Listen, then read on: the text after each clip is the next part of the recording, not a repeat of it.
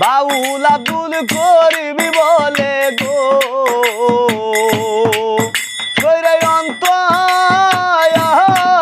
বেদনা সোনার বরণ রূপের কিরণ না দেখলে বাসি না সোনার বরণ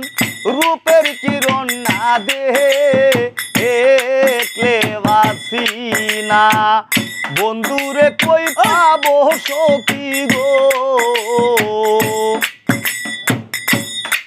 আমার বন্ধুরে কই পাবো সখী গো সখী আমার আহারে বলো না আমার